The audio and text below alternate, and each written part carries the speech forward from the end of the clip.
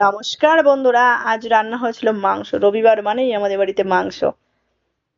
Leg piece খেতে কে কে পছন্দ করো আমাকে বলো। আর চলো তোমাদেরকে দেখাই মাংসটা কিভাবে রান্না করেছি। একটা মিক্সার জারে রসুন, আদা, লঙ্কা, জিরে, ধনে একসাথে পেস্ট করে নিয়েছি।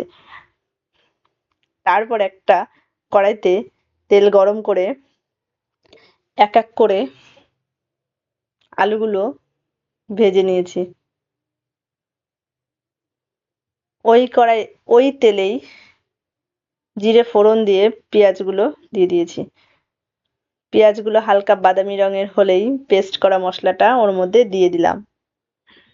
সঙ্গে দিলাম হলুদ গুঁড়ো, লবণ, টমেটো কুচি। ভালো করে কষে আসলে মাংসগুলো দিয়ে দিলাম। মাংস কষাতে কষাতে মেটেগুলো একটা আলাদা বাটিতে তুলে রেখেছিলাম। একেবারে দিলে মেটেগুলো গলে যাবে তাই। তারপরে ভাজা আলুগুলো ওর মধ্যে দিয়ে জল ঢেলে দিয়েছি। জলটা ফুটে আসলেই মেটেগুলো ওর মধ্যে দিয়ে দিয়েছি।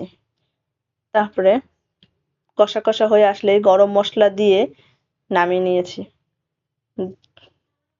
দুপুরের খাওয়াটা জমে গেছিল।